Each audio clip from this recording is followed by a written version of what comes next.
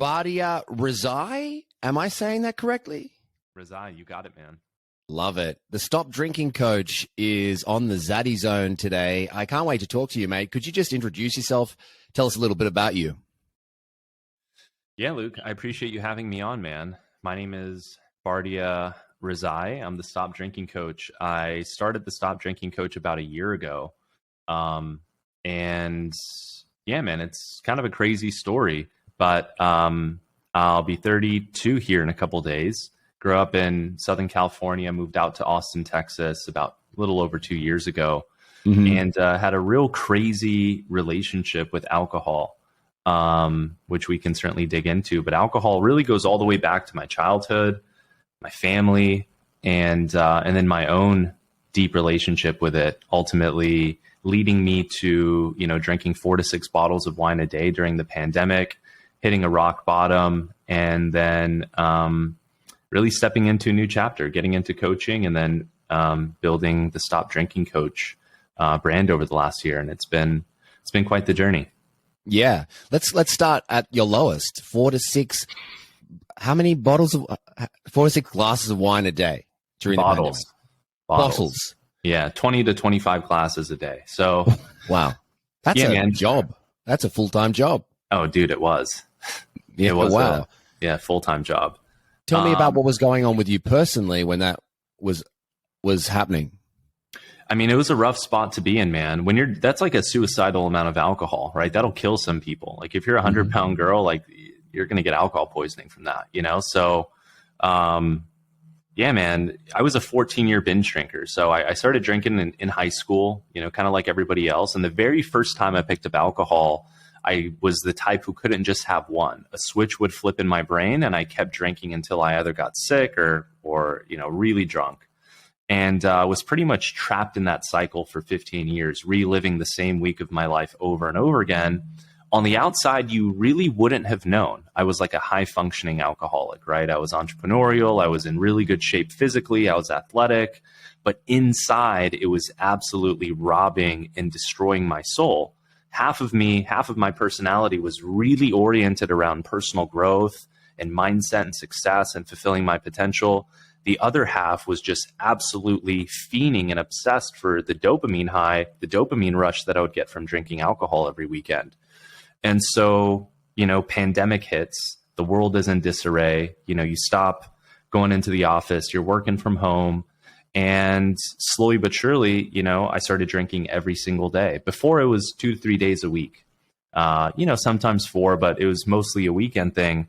Once the pandemic hit, I started drinking every single day, and it gets up to 4 to 6 bottles of wine a day. And it's absolutely brutal, man. I mean, was just breaking down mentally, emotionally, physically, just in a perpetual fog, perpetual haze before I hit rock bottom and decided, this couldn't continue any longer.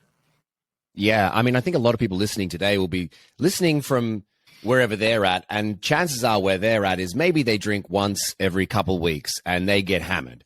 And so, but the rest of their time, the rest of their lives are dedicated to, self-help, getting better.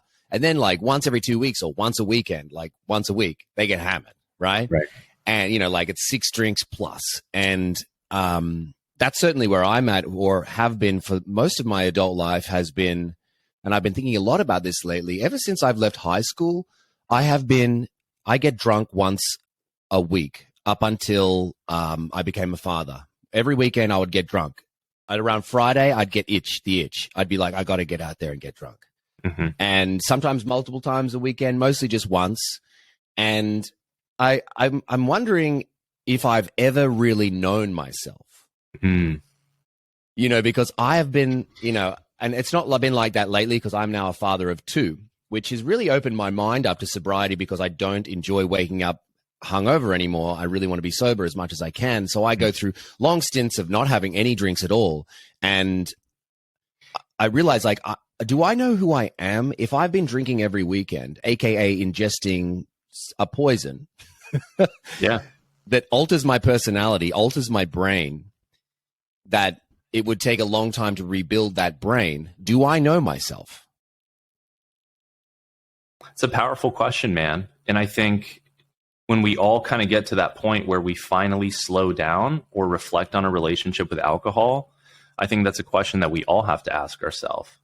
I think knowing yourself and understanding yourself is a lot less common than we think. I mean, if we just really look at what's happening here, I didn't ask to be born. You didn't ask to be born. The universe has been around for billions of years. All of a sudden, you and I pop up. There's no user manual for being a human. We don't know why we're here. We don't know where we're going. We kind of get herded through this matrix that we live in through a school system. You know, we learn a certain type of curriculum. We don't learn mental and emotional regulation, right? You go into high school, you go into college, you start drinking, and you just follow the crowd. You follow what everyone's doing. Go to school, then you go to college, you get a good job, you know, and then you party Monday through Friday, work hard, party hard. And if you're on that grind for 2 to 3 days a week, right, for 10 years from the age of 15 to 25, 15 to 30, 15 to 35, 15 to 40, where do you get time to really dig deep into self-examination and to explore your consciousness and to explore your mind and to explore your emotional system and your capacity and your potential and what you really want, right? Like, people underestimate how damaging alcohol is for you mentally, emotionally, spiritually, neurochemically, physically. You know, if you're getting hammered even once a week, you know, it's going to take you realistically 5 days to get really back up to 100%. Right. And then you're back at it the next week, right? Like, sure, maybe you have a good job. Sure, maybe you go to the gym. Sure, maybe you take care of your responsibilities. But it's like, when you say, who am I? When you say, I'm trying to understand myself, man, it goes so much deeper. And it's like, if you're on that merry-go-round, if it's that same week of your life over and over again, I don't know if you really get the chance to explore that, you know? And I think that's really what we see in our society a lot today. Yeah, because alcohol is ubiquitous. It's everywhere. Yeah. And it's not a question whether you will get drunk. You know, it's not a question, you know, there's a question about whether you'll get high on heroin one day. Like, we're not sure, you know, but drunk, you're definitely going to get drunk multiple times. It's just what we do. It's, as a society, an unquestioned part of our society. It's just like, yeah, that's all good. That's good. Right. That's fine. There's no other drug that's really like that, maybe other than pot and caffeine, that you just go, yep, that's part of it. And it's just a given, you know, when you say that you're not drinking, people go, well, what's wrong? And I think that's what's really interesting about what you talk about, is that there is something about you and watching you. I wasn't like, oh, this is an AA guy, or this is a guy who's saying, for people out there who have an alcohol problem, it's like, no, alcohol is a problem. It doesn't matter if you if you think you have a problem or not. It's probably a problem because it's a poison. Would you say it's a poison? It is a poison. Yeah, like, a lot of people think that that's like just like, oh, it's cute, like, oh, it's a metaphor. Like, no, yeah. Like, ethanol gets converted to acetaldehyde. And acetaldehyde is a class 1 carcinogen that's connected to 200 different types of diseases, multiple different types of cancer, damages your DNA, kills your cells, ages you, disrupts your energy system. Like, it's literal. You're like, when you're drunk, that feeling, that's the state of being poisoned. When you're seeing double, when you can't walk straight, that is the state. We call that drunk and we laugh, but that is the state. That is what it feels like to be poisoned. But alcohol, it's the Trojan horse, because while it's doing that, it's tapping your dopamine. It's tapping the ancient primal system in your brain, the reward center. And so for your brain, it's jacking up your dopamine 4x above baseline, which you're not meant to experience more than 100, right? So, like, kind of the neuroscience here help you understand. So, like, there's this great video on YouTube by this neuroscientist. He says the 3 most important things in life are food, water, and dopamine, right? If it wasn't for dopamine, we would not have evolved as humans into 2023. It's responsible for feelings of pleasure and reward and motivation and movement and forward progress. So anytime, throughout our evolution, when we did something good, like have sex, eat food, make meaningful progress towards acquiring resources, our brain secretes dopamine and it makes us feel good. And as a result, that sends a signal to every cell in the body that says reinforce that behavior. So anything that produces a high level of dopamine automatically becomes reinforced. So on average, the average person has about 50 nanograms per deciliter of dopamine in their brain. Now, to give you some context, if one day, Luke, somebody came up to you and said, we're firing you from your job, right? Imagine the shot to the kidney, how much that would hurt, right? Like it would really depress you. It'd just make your day shitty. That would drop your dopamine from 50 to 40. Okay, so just to give you some context. Now, if you can't get out of bed, the way this neuroscientist explains it, like you literally can't sit up, your dopamine's at a 10. You're clinically depressed. Mm-hmm. Now, on the contrary, on the other side, when you have sex and you eat your absolute favorite food, whatever it is, your dopamine spikes about double to about 90 to 95. So really, in normal, natural, everyday human society, we are not meant, our brains are not tooled to experience more than, let's say, 100 in terms of the reward and pleasure scale. Yeah. Now, when you drink alcohol, it spikes your dopamine up to 200, 190 to 200. So you're effectively doubling the amount of reward your brain is feeling, double sex, double sugar in your favorite food, right? And so consciously, you like understand that alcohol is poison, that it's slowing you down, it's not allowing you to fulfill your potential and be the best version of yourself in your relationships, in your work, in the pursuit of your goals, in your career, and everything else that you probably envision for yourself. But the brain does not care. Alcohol comes in like a Trojan horse, and it's literally like the jackpot going off for your brain. It's getting a $10 million jackpot every time you drink. And so it's this baffling, counterintuitive thing where it's like I think the Trojan horse analogy is so great, right? It's marketed to us as this thing that's fun and exciting and relaxing and stress relieving, and it's sophisticated and it's sexy and it's going to make you more attractive, and it's part of the end game. That's why every commercial you see is people sitting on a beach drinking Budweiser and Corona, right? But when it comes into your brain, it's altering really one of the most important systems that is responsible for your forward progress as a human being, your motivation system.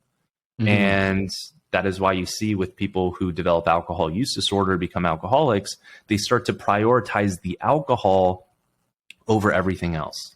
Their health takes a backseat, their relationships take a backseat, they're not showing up to work the way that they could be, right? Their priorities, their values, they're falling short on their goals, their standards, and it just becomes about alcohol because it's like, why go out? Why push?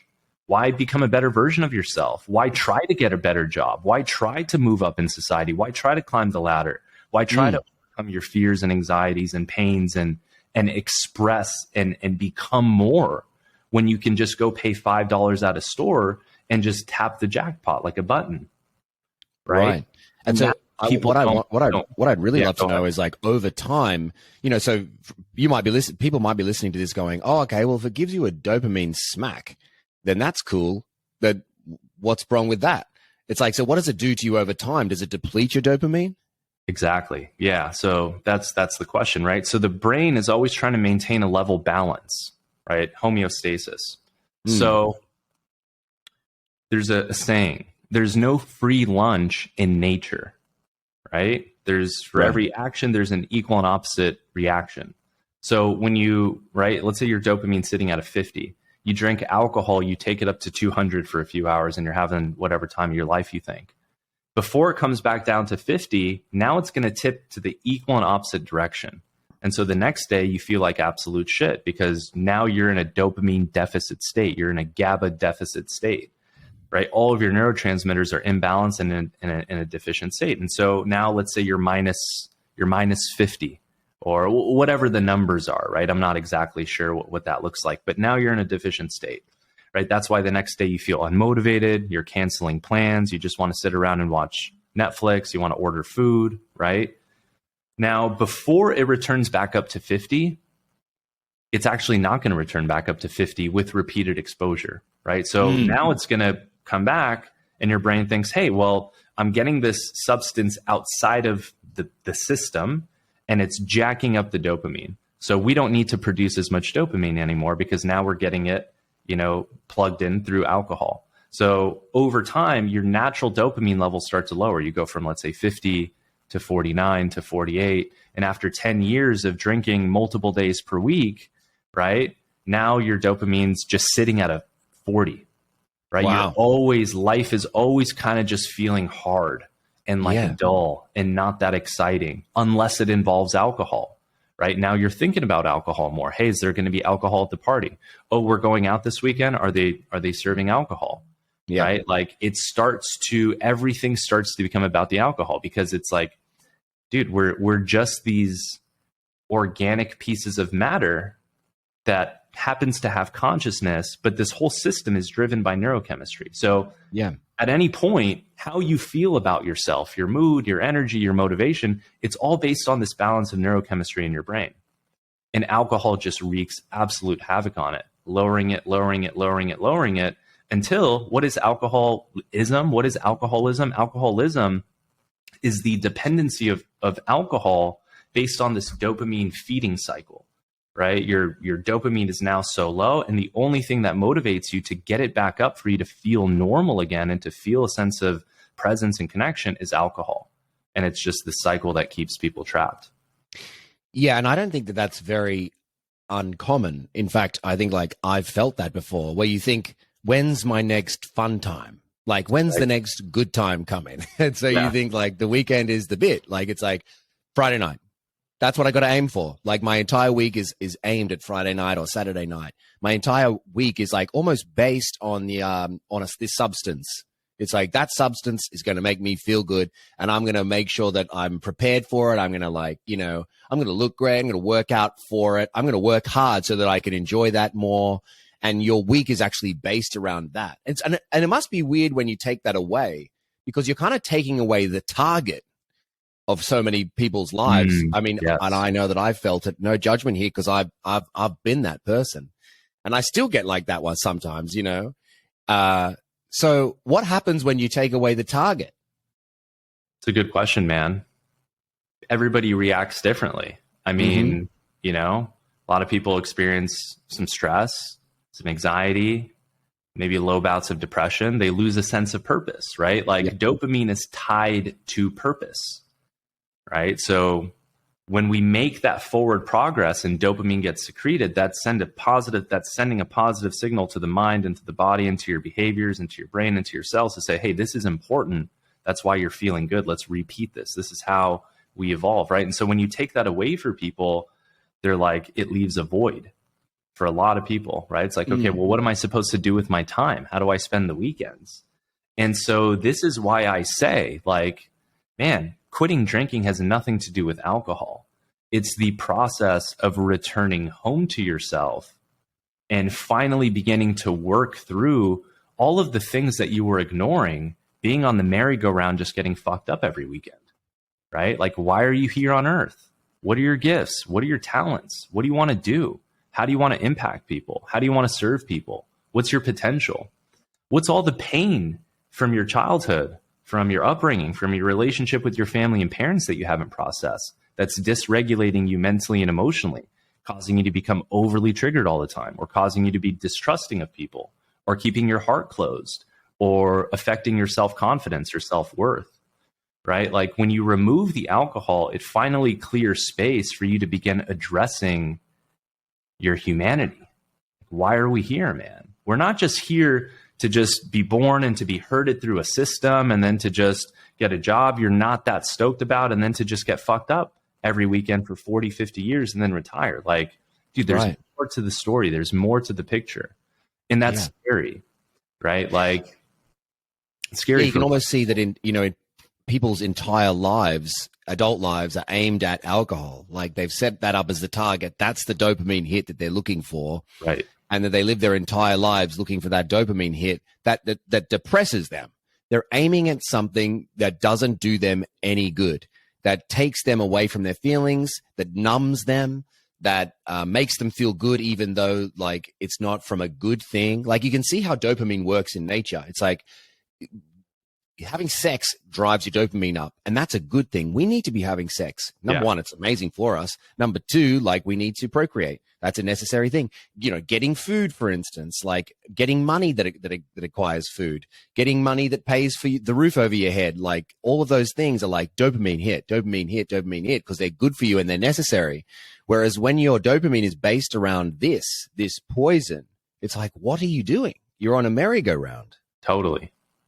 Yeah. And it's like, dude, you can't win the alcohol game. You can't beat alcohol, right? There's always going to be hundreds of thousands of more gallons of alcohol being produced. You can't outdrink your pain. You can't outdrink your stress. You can't outdrink your perpetrators. You can't outdrink the government that you're mad about, the world that you hate, the short end of the stick, the deck of cards that you got, the family you got. Like, the reason people drink is because there's an underlying level of dysregulation inside of them, mentally, emotionally, energetically, spiritually, maybe, right? And so it's like, alcohol is a very bad god to have, because it just enslaves you further and further every time you drink, because there's millions of gallons of it and your brain chemistry is sensitive. And every time you drink more of it, it becomes a little bit more dependent on it, And so it's like, it's the worst type of reward to have, because it's like, it just enslaves you. And when you're in it, it feels like, man, the thought and idea of trying to give this thing up or losing it seems impossible. It seems so scary. It seems terrifying. Why? Very simple. Dude, it's tapping, it's giving. It's like, imagine you have this thing where every week you go play it and you win the jackpot. You just pay $10 and you just win the jackpot. That's what it's doing for your brain. And so the thought and idea of not being able to experience that type of pleasure, euphoria, or release is terrifying for people. But what I'll tell you is that the way that you quit drinking, and the way that anybody quits drinking who gets sober, is you just go one day at a time, and you got to be proactive about it, right? Like, I say this all the time in my content, in my podcast, like, quitting drinking has nothing to do with alcohol. It's the process and journey of returning home to yourself to begin optimizing mentally, emotionally, spiritually, energetically. And how do you build a life for yourself where you're able to sustain that? That's the question. And that's what we should be thinking about. Yeah, that's great. I mean, I do think it's interesting because you go, I love that about, alcohol's a bad god to have. And there are a lot of bad gods to have. And a lot of people make different gods that are, money's not a shitty god too. Yeah. Money can leave and it's like, you don't have a god anymore. But alcohol is not, it's the opposite of reality. It's like, you've got a dopamine hit from not doing anything. And that's not the way the dopamine's supposed to work. Yeah, you've just bought it. You've just paid a little bit of money and you get it easy. Anyone can go and get it right now at a 7-Eleven. Like, boom, done, dopamine hit. Right. And so that, if alcohol is your god or one of your gods, then it's fake and you're not in reality. You're actually, and it would be a question for anybody who is dependent on alcohol, who alcohol is one of their gods. Do you actually think you're in reality if this is one of your gods? Do you actually think you see reality? Do you actually think that you can have any opinion on the way that the world works, for instance? When your god is a sedative depressant, what do you think that you know about the world if this is your god? Yeah, I mean, it completely warps your reality. And when you're in it and you're in denial, it's like, yeah, fuck off. Like, you don't want to hear it. You don't care because you're riding the dopamine wave, right? Like, you're not willing to face the pain. You're not willing to face the truth. But man, it warps you so many ways. And it isn't until you spend enough time away from alcohol that you begin to wake up and that clarity sets in, that you discover, like, holy shit, I've been truly not only not connected to myself, but not connected to my environment, not really connected to my relationships. And I was in a fog. I was in a haze, Yeah. Do you speak in different, I'm interested in how you work. I mean, when you have a client, do you speak in different contexts? Like, are there people with varying degrees of, alcohol dependence, alcoholism? Because, for instance, I would consider myself like, I'm not trying to cover up any trauma by drinking. I drink because, and when I have drunk, is because I think that I'm socially conditioned to do so. AKA, it was just what you do with the boys every Saturday is you go. Yeah. And so I'm wondering if you see different contexts within this. Are there a million different contexts dependent on the person? Or is it everyone who drinks regularly has a problem? What's your opinion on that? That's a good question, man. I'll address the last part first. So does everybody who drinks alcohol have a problem? No. If you can moderate your alcohol and manage your alcohol, let's say, right, it's a completely take it or leave it relationship. You can have one or two, stop, not crave more. You can not drink for a few weeks and you don't think about it and it doesn't matter. Mm-hmm. You have a controlled relationship with alcohol, right? But if you Google it, the stats and the data, it says like only 10, 12% of people have alcohol use disorder, which is just nonsense. Right. It's got to be closer to like 30%, you know? And so how do you know if your relationship is problematic? Well, you've tried to cut back and you've been unsuccessful. When you drink more than you typically promise yourself or say you're going to. You wake up feeling a sense of shame or guilt for what you said or what you did. And you think about alcohol a lot, right? It's like you're tethered to it. You think about, okay, you look forward to it, right? There's a mental sort of obsession. When am I going to have my next drink? When am I going to finally be able to relax? When am I going to be able to finally unplug, right? So there's a few different things that to consider to determine, if your relationship is problematic. But when it comes behavior, would you say? Sorry, and behavior also, like things that people do that are, that they live to regret, or that they're like they're really stupid. Is that also a thing? Definitely, man. Yeah, like acting out of character, out of alignment of who you truly are, right? Like not being able to control that means that you have a problematic relationship with the substance, right? Let's remember that alcohol is a drug, right? It's addictive. It has a very high addictive potential. And so if you can't have one or two and control it and manage it and moderate it, anything beyond that is going to fall on the spectrum of alcohol use disorder. And that's a spectrum, right? Yeah. And so for everybody, it is a little bit different. Some people have a lot of trauma, right? And really tough childhood and upbringing with, their parents not being fully present or abuse or narcissism or all different types of, there's a million ways it could show up. For some people, I have some clients who got a lot of trauma. Got other clients who they're like, man, my upbringing was pretty good. I mean, mom's still around, dad's still around. I still talk to him on a regular basis. I don't harbor any resentment. There was no addiction in the family. I just kind of got into it. I started drinking in high school and in college and it was kind of fine. And then all of a sudden 5 years ago or 3 years ago, or when the pandemic hit, things just got worse, right? Like most of my clients are 40 to 70 and many of them were like, I would say half of them always knew that it was a problem. And it finally has just gotten to the point where the pain is outweighing the pleasure. And some of them are like, it was just kind of fine. And all of a sudden, I say there's this invisible line and you don't know how far along your journey that invisible line is going to be crossed. But once you cross it, there's no going back. I crossed that the first time I picked up a drink. It's just like the way my brain chemistry is wired, right? But for some people, it might take 30 years. So you're saying the line is the line where you can't stop. That's the line. Where once you develop a problematic relationship, you can't really go back to moderation. Yeah. And so a lot of your clients, that's what you're saying is like they don't have the possibility of 2 drinks a month. Is just not a possibility. It's not a possibility. Even one drink will push them. Exactly. Yeah. Yeah. Wow. I mean, that's alcoholism. That's alcohol use disorder. Is you can't moderate and manage it. One is too many, and one is what's the saying? It's like one is not enough, and 1,000 is too many, or something along those lines, right? Like, it's a little bit different for everybody.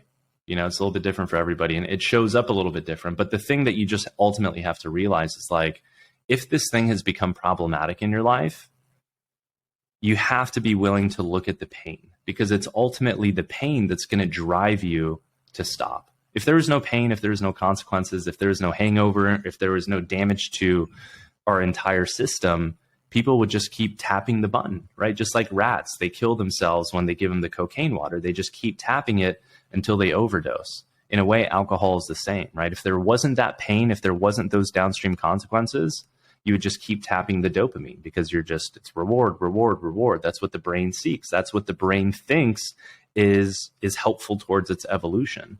Mm-hmm. Yeah. I wonder if you could speak in the context of essentially me. I want you to speak in my context because I think a lot of people listening maybe put themselves in the same boat as me, which is I'm a rare drinker, but when I drink, I drink hard. I maybe drink once every 2 months and I get drunk. And I'm really examining alcohol's role in my life. Thanks to my kids, thanks to needing to get up early and being a dad. And I'm loving, by the way, seeing the sunrise from this direction. Like I have trauma, I think, from seeing the sunrise and regretting my entire night. You know that feeling? Yeah. Oh, yeah. When you start hearing the birds chirping in the morning. Oh, my God. And you might go outside and you see people running and you're like, I wish I was them. I wish I was running at 7 a.m., you know, and so I'm examining alcohol in my life, its role and its purpose, what it covers for me, what it like, as in like, what tarpaulin is it like, what's it throwing over in my life? How does it get in the way of my potential? Let's talk, if we may, in that context. What's a way that we can figure out if it's actually getting in the way of our potential? How do we know? Yeah, that's a good question, man. So I would think alcohol affects multiple faculties, right? So it's going to affect your mental clarity. It's going to affect your emotional system, how much anxiety that you have, how triggered you get, how you manage your stress, right? Like it affects cortisol. It can also affect your energy system and physically, right? So what you ultimately have to do is you have to really take an honest self-inventory and hold the mirror up and say, is this use getting in the way of what I want to accomplish and what I want to achieve, right? But in order to do that, you have to like have a roadmap. Like, what is my potential, right? What am I trying to get to? What are my goals? Is it work-wise? Is it health-wise? Is it revenue-wise? Is it relationships? Right? If you don't know where you're going, then by default, you're just going to float by. And so your time isn't going to be fully structured. The way that you manage your mind and your energy and your consciousness isn't going to be fully structured. So you're just going to kind of float, right? And when you're floating, when you're just kind of in limbo, it's easy to drink because you don't know where you're going. You don't know why you're going there, right? You're not like connected to it. Yep. So I think it really is about like just being honest with yourself. Like, here's the deal too. It's like, there's a lot of people who just are totally fine waking up and going to work and coming home and cracking a beer and watching football. And like, hey, you're an adult. You can do whatever you want, right? And it's like, it's about your mindset, you know? Not everybody has a growth mindset, you know? I think to really do this thing, you have to develop a growth mindset.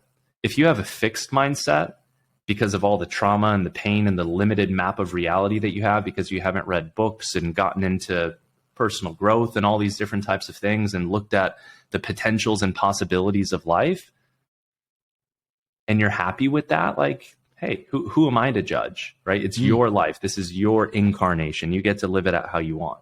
Yeah. But if there's an inkling inside you that you could be better, that life could be better, that you could earn more, that you could give more, that you could have more, that you could make a greater impact, that there's gifts inside of you, there's something inside of you that you want to express, some way that you want to help people, some way that you want to be recognized or to give back to others, like, then you have to look at your alcohol use in the context of that and say, okay, if I drink once and get blasted every 2 months, like, does it get in the way?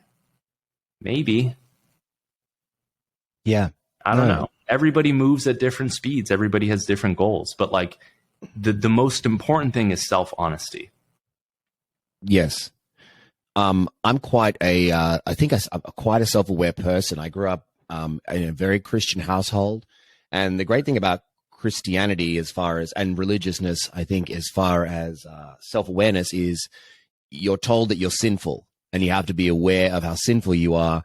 And when I stopped drinking due to my kids, like essentially with my second son, my wife was pregnant. I basically joined her for the most part in her sobriety, like because she wasn't drinking, so I wasn't drinking either. Then when I did drink, I noticed in the week after it that I would go back to emotional habits that I'd forgotten about, meaning particularly I would get frustrated with other people when it was really on me. Like I would get unreasonably frustrated with other people and go, they're getting in my way. Like, just get out of my way. Like this person's effing up. And it's like, actually, it's me. And like the other person's not doing anything wrong. I was unreasonably frustrated with people who weren't doing anything wrong, you know? And I was like, wow, I felt that. I used to feel that all the time. And I've stopped. And then bam, I get hammered one Saturday night. And I'm like, that the entire week or the days afterwards, I was like, wait, I'm back. Like I'm back doing that. And it was so weird. And I think that's what you're talking about is like, if you're looking to develop personally, if you want to be a better human being and have better relationships, and you want to be less anxious and less depressed, and you want to be able to enjoy things more in your life that are good, like sex and food and like getting shit done, maybe alcohol isn't your best mate. Yeah. Yeah, man. Like, quitting drinking was the single best decision I've ever made in the 5 million decisions I've made since I was born. You know? Yeah. And if you've developed a problematic relationship with alcohol in any capacity, quitting drinking, I can bet everything on it, all of it, will be the best decision of your life. It seems tough. It seems scary. How am I going to socialize? What are my weekends going to look like? You know, all that stuff. Like, I get it. You know, when I was at rock bottom, 4 to 6 bottles of wine a day, my left shoulder was dislocated, mangled in the pool. I'd just been driving my life into the ground in the most excruciating pain of my life. Like, the thought and idea of giving it up at 29 years old, a few months away from turning 30, I was like, come on, like, I'm not going to get to drink in my 30s. Alcohol was God for me. It was the best thing that I had ever found. But it was what quitting drinking is it's giving up one thing to gain everything else in your life back. And it takes time. But when you do it the right way, you work a proactive system, like where it's not just about like putting the bottle down. You put the bottle down and you get your shit together, right? You begin optimizing mentally, emotionally, spiritually. You start taking ownership, responsibility, expanding your map of reality, setting goals, breaking through barriers, overcoming your fears, overcoming your anxiety. Like, dude, the possibilities and potential is absolutely endless. I mean, if you can imagine it in your mind, it's possible when you remove the alcohol, because you don't really have any excuses anymore. You can't say, oh, well, I don't have my weekends because I'm partying. You can't say, oh, well, I was fucked up, or, I was hungover. Like, dude, it's full ownership and responsibility at that point. You have all of your time back. You have all of your mental faculties operating. You have your energy as good as it could be.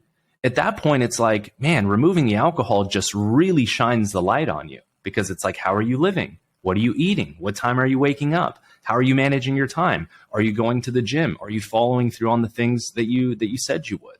Mm-hmm. Are you pursuing that goal that you want? But when you're drinking, it's kind of easy to just let those things take an extra 10 years or 5 years, because you're just kind of do enough to get by, kind of comfortable, right?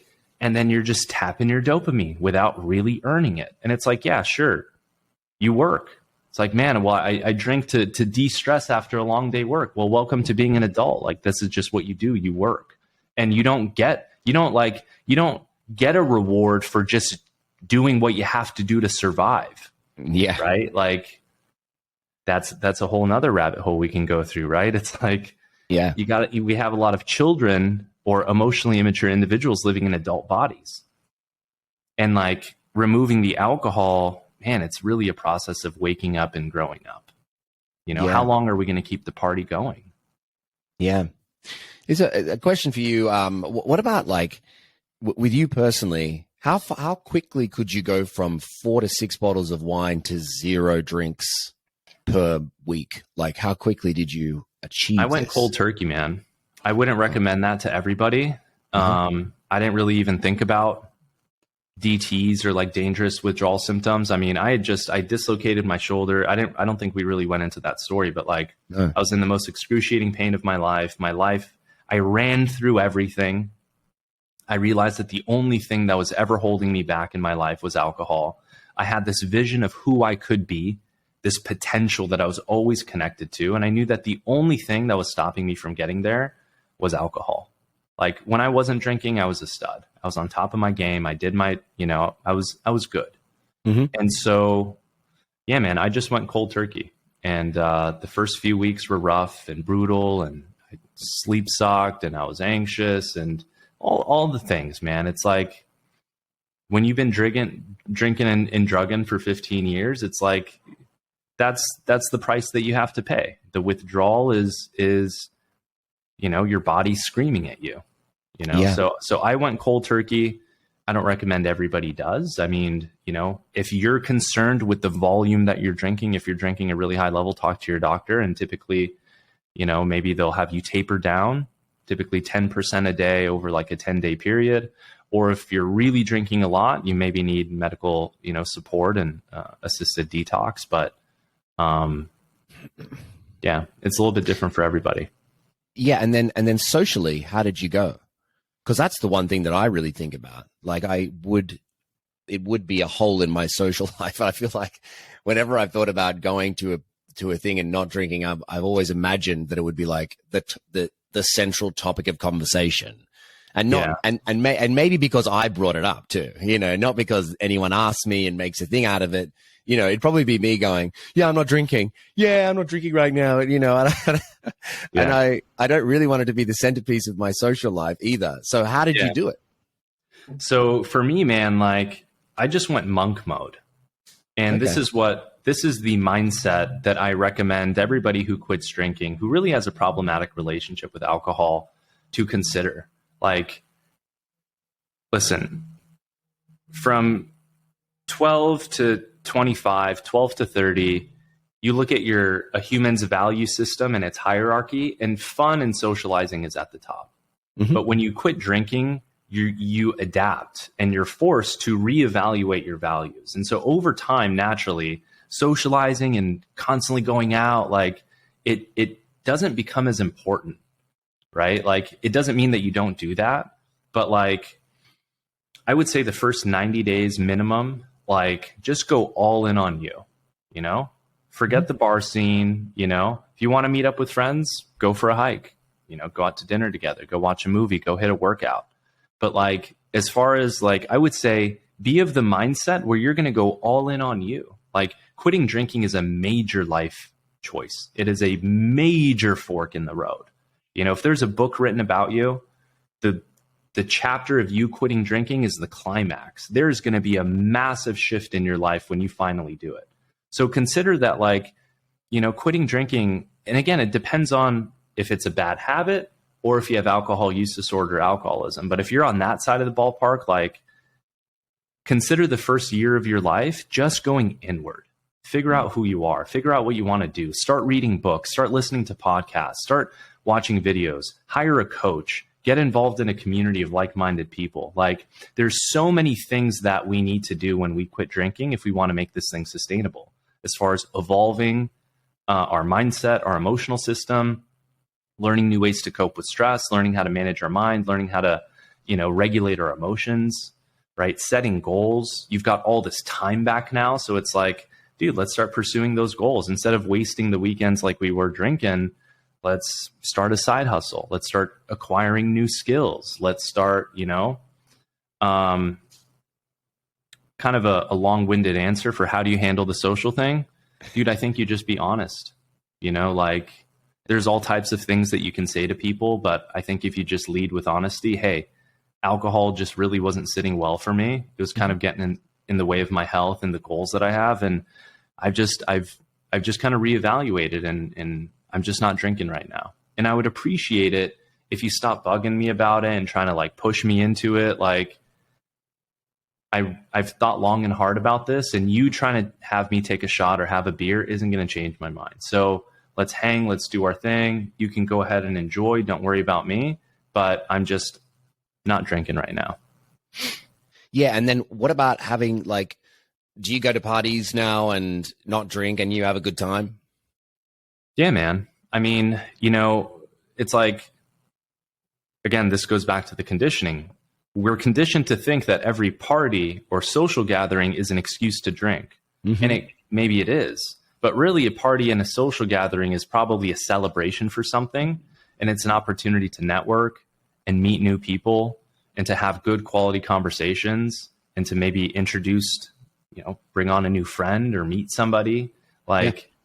Rather than just being self-focused, going in and just thinking about, okay, how many drinks am I going to have, or what's that look like? Like, go in and place the attention on other people, be genuinely interested in somebody, ask their story, get to know them, and use it as an opportunity to build something. And it's like, yeah, you do that too while you're drinking, but you can also absolutely do it while you're sober, and I go to parties and I hang for an hour, 2 hours. And once everybody starts getting drunk and the volume goes up and everybody starts laughing at shit that's really not that funny anymore, I just drive home and I don't have to worry about getting a DUI, and I get to wake up early the next day and do my thing and be free of regret and shame and guilt and hangovers and everything else. Have you noticed that people laugh at stupid shit when they're, I mean, I know that they do. Have you noticed that a lot?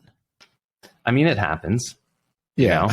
Just wondering if that's a thing that, because I'm yet to go to a party and be sober.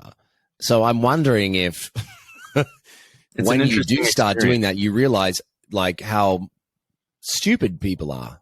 Yeah, you do. You go to a bar sober, you go to a party where everybody's drinking. Within about an hour to an hour and a half, you're like, wow. You don't realize it when you're in it. But when you're on the outside looking in, it's pretty wild, actually. All of my clients say that. They're like, they go on vacations or wherever, and they're like, wow, like, I'm glad that's not me anymore. Mm-hmm. So this newfound life that you have, what is your morning routine? I always love morning routines. I'd love to hear what yours is. Yeah, man. So get up, take a cold shower, meditation, visualization. I journal. Sometimes I read, sometimes I don't. Depends on kind of like where I'm oscillating, but that's the core of it. And then exercise. Yeah. And then what do you like? What's the visualization? Yeah. So visualization is I'll either do it with my meditation or I'll do it with my journaling. So basically what I'm really doing is I'm closing my eyes and I'm like architecting the path forward. I'm architecting the vision, the goal, the thing that I'm moving towards, and the things that I want to manifest and create in my reality. And so I add color and texture and detail, and I try to notice what's in the environment, and I construct it. And then I tap into the feelings of what it would feel like if that was my life now.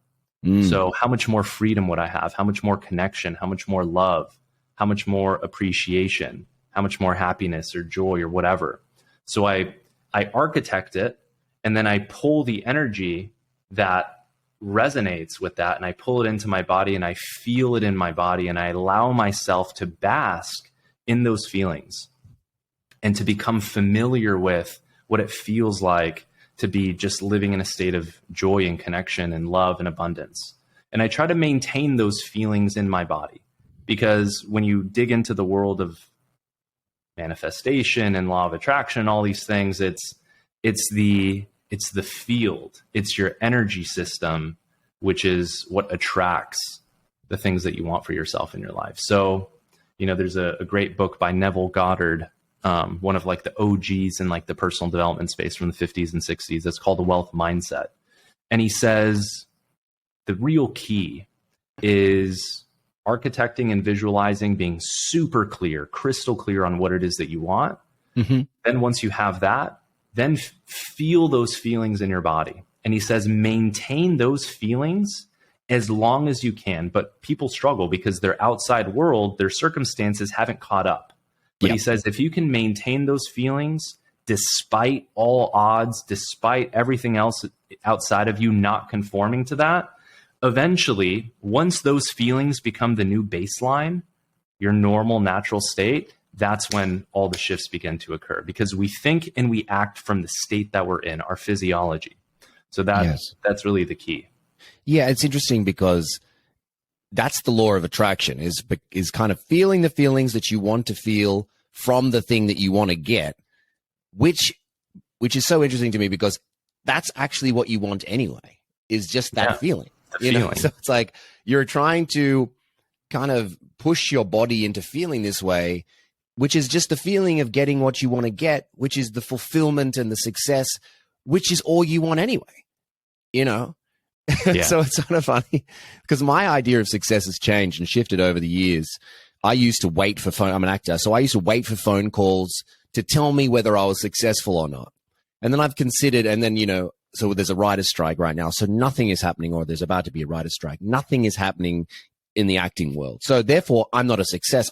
It's impossible that I could be a success right now. Literally impossible. So I've thought about this and I've gone, okay, well, what is it, the feeling that you want to feel from the success that you're looking to get? And it's fulfillment, creativity, you know, and alignment. Those are the things that you're looking to feel from the success that you're looking to get in the real world. When actually I'm able to achieve that without getting the phone call or achieving it in the real world. So you kind of think the law of attraction is or this manifestation stuff and visualization is really interesting. And this taking in the feeling, because you're taking in the feeling in order to maybe get that thing, but also it just makes you achieve the thing that you wanted to achieve in the first place, which is the feeling. Yeah. Yeah. It's always the feeling. We think it's the thing, right? The materialistic, physical thing, but it's the feeling that gives you. Right. And if you can tap into the feelings first and recognize those and become familiar with those, then the actions that you take are going to be of higher caliber. The thoughts that you have are going to be of higher caliber and in alignment and in resonance with those good, positive feelings. Whereas if it's on the opposite set of the spectrum and you're feeling anxious and depressed and down and like you don't have it and you lack it and you're in this perpetual state of desire, right? The universe is just going to give you more of that.